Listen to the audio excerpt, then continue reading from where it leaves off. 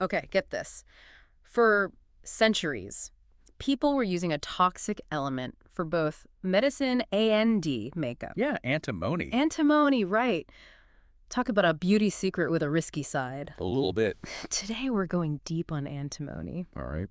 It's this lustrous gray metalloid. Uh-huh. So kind of a hybrid between a metal and a non-metal. Right in between. We'll journey from its ancient origins through alchemy and even touch on, modern mining right here in Alaska. Sounds good. Hmm. It really is fascinating. What was once seen as this magical cure-all is now crucial for the tech gadgets we use every day. Totally. So antimony, we find it naturally as a mineral called stibnite, Yep. and the use of this stuff goes way back. Oh, yeah. We're talking ancient Egypt. Think like 3100 BC. Wow. They were grinding up stibnite to make Kohl eyeliner. Really? Yeah. They thought it protected their eyes from that harsh sun.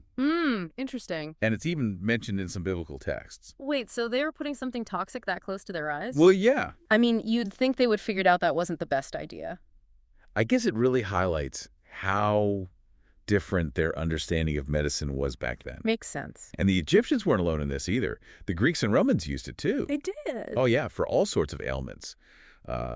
Digestive issues, skin problems. Yeah. You name it. They thought antimony could fix it. They thought it had all these amazing healing properties. So they're basically using a poison as medicine. Pretty much. Was there logic that a little bit of bad could drive out something worse? Yeah, something like that. And here's where it gets really interesting. Archaeologists found a vase in modern-day Iraq. Ah. And guess what? It's supposedly made of antimony and dates back to around 3000 BC. A vase made of antimony. Hold on, isn't antimony brittle? I mean, how could they shape it into a vase thousands of years ago? That's the mystery. Yeah. It really suggests that ancient civilizations, they might have had some pretty advanced metalworking techniques that we just haven't rediscovered. That's mind-blowing. Makes you wonder what other secrets about antimony are still out there just waiting to be found. Absolutely. And that sense of mystery, it only deepens as we get into the medieval period. The medieval period. Yeah. Time for alchemy. Exactly. The quest to turn lead into gold, make elixirs of life, all that. So where does antimony fit into all of that? Oh, alchemists were captivated by antimony. Hey. Oh, yeah. They thought it was this powerful, almost mystical substance. Yeah. Capable of, purifying and enhancing other materials. I mean, it makes sense. Back then, they didn't have the scientific method as we know it, so they were working with a lot of observation and intuition. Right. And it was all very secretive, too. Oh, yeah. Lots of secrets. And I think antimony's reputation, the whole potential cure and poison thing, probably fueled their fascination even more. For sure. Speaking of, what's the story behind the name antimony itself? Well, there's this popular story, probably not true, but it says it comes from antimonakos, which means monk killer in Greek. Monk killer. Did antimony have it out for medieval monks or something? No, not quite. Okay. It's just that a lot of early alchemists were monks. And experimenting with something as toxic as antimony, well, let's just say it didn't always end well. So basically, a few too many lab accidents in the name of science. You could say that. Huh. But the name more likely comes from the Greek antimonos, which means opposed to solitude. Opposed to solitude. Yeah, because antimony is rarely found alone in nature. It's always hanging out with other elements forming compounds. Okay, so maybe not a monk killer, but definitely not a solo act. But hold on, if people were using it for centuries, when did it actually become officially recognized as an element? Well, that didn't happen until 1789. Oh, wow, really? Yeah, when the French chemist Antoine Lavoisier finally gave it its due. Okay. And then it didn't even get a spot on the periodic table until 1869. Talk about a late bloomer.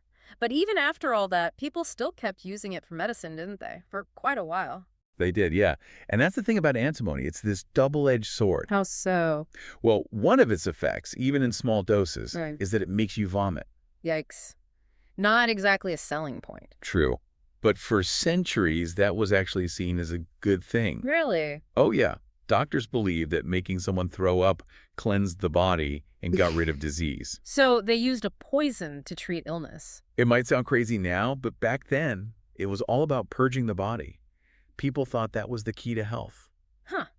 It's fascinating how perspectives change, right? It really is. It's like the medieval version of those detox cleanses everyone's into these days. Exactly. Just, way more dangerous. Way more dangerous. Right. But that's how scientific knowledge works. Yeah. Today's cure is tomorrow's, maybe not poison, but definitely not the go-to solution. Right. And antimony. Well, antimony is the perfect example of that. Totally. So it went from eye makeup to a medicine that made you vomit. Yep. What else could be in store for this element? Oh, just wait. Antimony was about to go from the medicine cabinet to the battlefield. Whoa, hold on. How did that happen? Well, the Industrial Revolution, created a huge demand for new materials and new technologies. Yeah. And antimony, with its ability to harden other metals, Okay. well, it suddenly became crucial for warfare. That's quite a change. From medicine to warfare. It is, and that's where antimony's story really starts to get tied to the U.S., Oh, especially to Alaska. okay. I'm intrigued. But we'll have to save that part of the story for next time. All right, sounds good.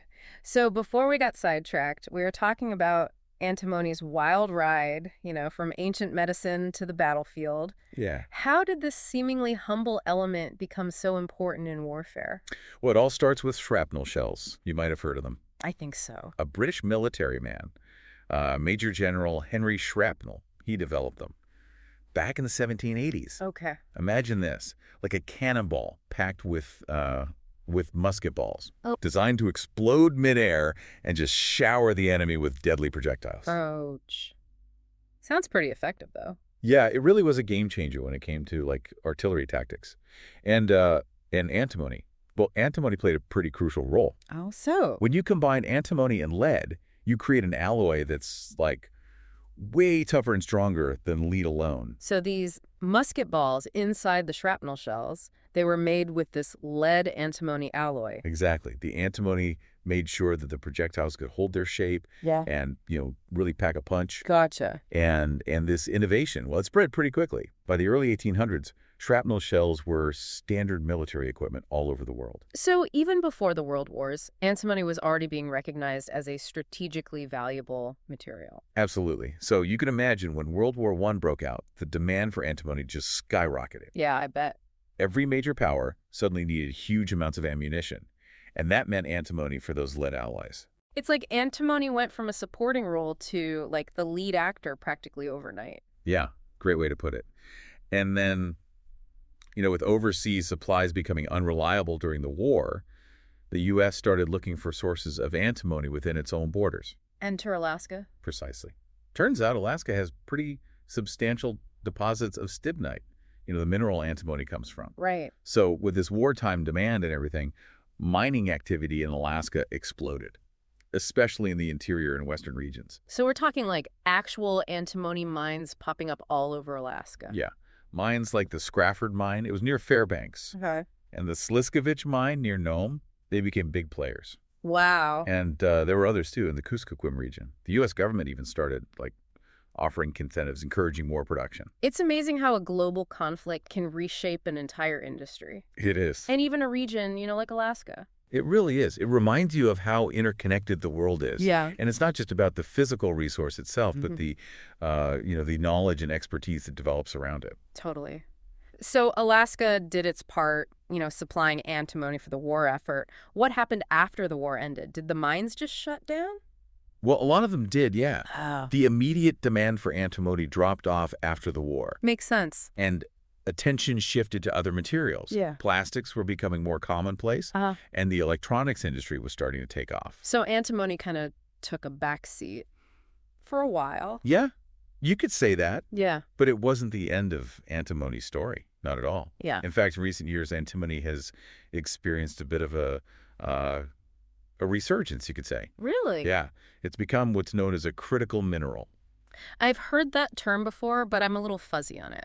Refresh my memory. What does that mean? Okay, so a critical mineral, it's a raw material. It's considered essential for a country's economic and national security. Okay. Yeah. But its supply chain is potentially vulnerable. I see. It's basically stuff a country really needs, but they might have trouble, getting their hands on it reliably. Gotcha. So antimony fits that bill. What makes it so important nowadays? Well, think about all the technology we use every day. Electronics, communications, even renewable energy technologies. Antimony is essential for a lot of that. Hold on, what does antimony have to do with my smartphone or solar panels? More than you might think. Antimony is crucial for certain types of semiconductors, like the ones used in infrared detectors and diodes. Mm. And get this, antimony is crucial for something called phase change memory. It's a new type of computer memory, super fast and energy efficient. Wow, really? How does that even work? So it uses antimony's ability to like rapidly switch between a crystalline and amorphous state. Huh. Yeah, it's pretty cool. Okay, so even though we don't see antimony, like we see lithium in batteries, it's still powering a lot of the technology we use. Exactly. And that's Wow. why it's back on everyone's radar. Countries are starting to realize that they need to secure reliable sources of these critical minerals. Which brings us back to Alaska. It does. Remember those antimony deposits we talked about? Yeah. Well, they're getting a second look these days. Oh, so companies are thinking about reopening those old mines. Not necessarily. The economics of mining have changed, since the World Wars. Right. It's more likely that antimony will be extracted as a byproduct of other mining operations, Okay. especially gold mining. So instead of digging just for antimony, they can get it while they're already mining for gold. Right, exactly. It's all about efficiency, being strategic with resource extraction and all that. Yeah. And that's where companies like Felix Gold and Nova Minerals come in. Okay. They're exploring ways to recover antimony from their gold projects in Alaska. So potentially a win-win situation. Yeah. They get the gold, and they end up with a supply of this critical mineral, too. Makes sense. And for Alaska. Well, it could mean becoming a major player in this whole critical minerals market. It would boost their economy and position them as a vital resource provider. It seems like antimony just has a knack for showing up when we need it most. First, it's ancient medicine, then warfare, and now it's this high-tech boom. It's true.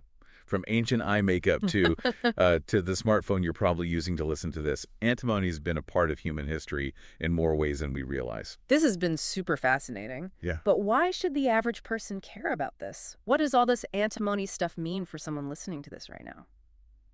That's a great question. The key takeaway, I think, is that the world is, it's becoming more technologically complex, more interconnected. Yeah. And a lot of that technology depends on materials we don't even think about. Like antimony. It's not exactly a household name. Right. But the availability of these materials, it can have a real impact on our lives. Think about it. Your smartphone, computer, you use them for work, communication, entertainment. So if there's a shortage of antimony, it could mean higher prices for electronics. Yeah. Delays in new technology, even, issues with national security. Exactly. That's why it's so important to understand where these materials come from, what they're used for, and the potential challenges involved. It's all about seeing the bigger picture. Absolutely. And it all circles back to that ancient antimony vase we talked about. It's a reminder that we might think we know a lot about the elements, but there's still so much we don't know. And just like those ancient civilizations somehow figured out how to, work with antimony in ways that we're still trying to understand, who knows what other secrets this element holds or what role it might play in the future. That's a great point. Now that we've looked at antimony from ancient times to the modern world, what do you think? What lessons can we learn from its story as we, move forward? It's pretty incredible to think that antimony has been around for so long, woven into human history. What can we learn from its journey, looking ahead? It really makes you think if we've been looking at it the right way all this time, maybe there's more to antimony than we understand. Like those alchemists we talked about, searching for hidden knowledge. What if they were onto something? Could antimony have properties we haven't discovered yet? It's possible. Think about it. The history of science is full of things people thought were impossible, only to find out later they were true. Right, like heavier than air flight, or the idea that tiny germs could make us sick. People laughed at that stuff. Exactly. So antimony, who knows what the future holds? Maybe it'll be part of some incredible new tech or medical discovery we can't even imagine yet. I'm not underestimating antimony anymore. It's gone from eye makeup to bullets to cutting-edge electronics. What's next? Antimony-powered spaceships. Well, let's not get ahead of ourselves. But that's what's so cool about science, right? There's always more to learn, more to discover. And those discoveries might come from the things we think we know, like good old antimony. This whole deep dive has shown how one element can have such a massive impact on the course of human history. Yeah, it's pretty wild. And it just shows how something used in ancient rituals and medicines Mm. can now be essential for technology that shapes the whole world. From ancient remedies to the modern world, that's antimony for you. A great story of, innovation and how we adapt. It really shows that connection between humans and the natural world. I like that. So, as we finish up our antimony adventure, here's a thought. The next time you use your smartphone or turn on your TV, think about all the elements that went into making it.